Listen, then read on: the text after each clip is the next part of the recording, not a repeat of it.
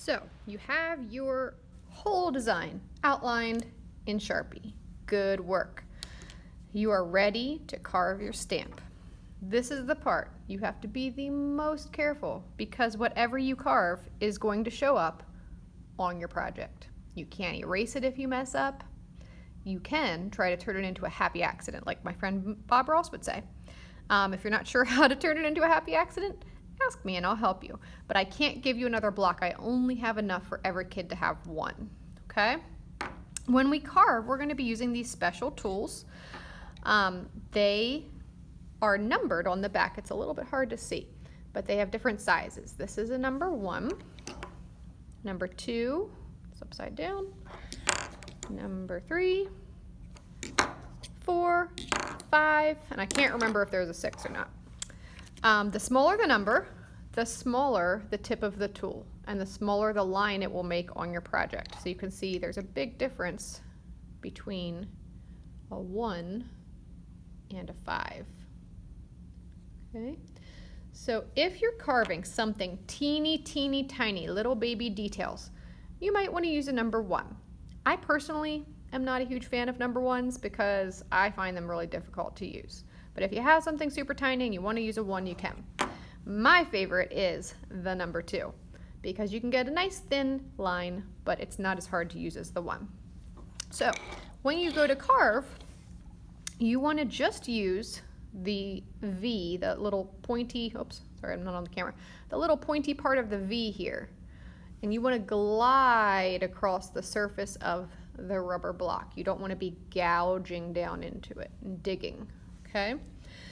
When you carve, you always want to worry about where your other hand is. If I was holding my block here and I'm carving towards my hand and I slipped, I can really hurt myself because these metal tools can cut you. Okay? I don't want anyone to stab themselves. I don't want any blood. So please make sure you're really careful about where this hand is, this extra hand. I know you have to hold your block in place, but you don't want to be carving toward your hand. Okay? The best thing to do is to rotate the block so that you're always carving up away from your body. So if I was carving this line, I'd want to turn it, I wouldn't want to do it weird like this or like sideways like this. I want it to go up away from my body. And always keep your other hand down at the bottom, okay? And I'll remind you a lot while you're working because sometimes it's easy to forget while you're talking to your friends and carving and get your hand in the way, okay? So when I carve, I'm holding it kind of flat and level with the block. I want to dig the bottom of that V into the block, but the 2 top pointy parts I want to keep out of the block. That shouldn't be down in the block. Okay, they're sticking up out of it a little bit. And I'm just pushing forward and slowly and carefully gliding along the surface of the block and just peeling a little bit of rubber away. Okay, and I don't know how well you can see that, but now that is indented. And when I roll my ink on that, the ink will not get into this little line that I carved. Okay, and I'm going to do that with all of my lines. Carefully and slowly. I'm always carving away from my body and away from my other hand. You have to really be thinking and concentrating so that you don't hurt yourself and you don't mess up your project. I know accidents happen, but we're going to do our very best, okay? All right, so you might notice that I'm kind of rotating my block as I work so that it's always going away from my body. Okay, I am now going to start carving Fiona's hair. So carving away from my body, I'm kind of turning the block as I go really slowly and carefully. Right, so basically, the easiest thing to do is just to carve all of your Sharpie lines with the carving tool. Now, every now and then, I get somebody who wants to carve out a large area of their block. Keep in mind that anything you carve, all of these parts you carve out, are going to turn out the color of your paper. So if you have white paper, all of these lines that you're carving are going to be white. Everything that you don't carve will be the color of the ink you choose. So let's say you chose pink, because that's my favorite. Everything you don't carve will be pink. Okay?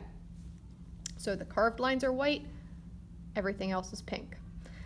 If you want a really large area to be the color of the paper, white, for example, let's say you want this whole shape to be white, that's where you'd want to get out one of the bigger tools, like a 4 or a 5, and you would carve that entire section. And that way when you roll the ink will not get in this entire section, and it will turn out the color of the paper. Again, you want to just glide along the surface so that these two pointy ends are sticking out. You don't want them to be buried under. You're not trying to dig and gouge. You're gliding. Okay? Always going away from my body, taking my time and being careful and going slow and concentrating. And if you need help, that is what I'm here for.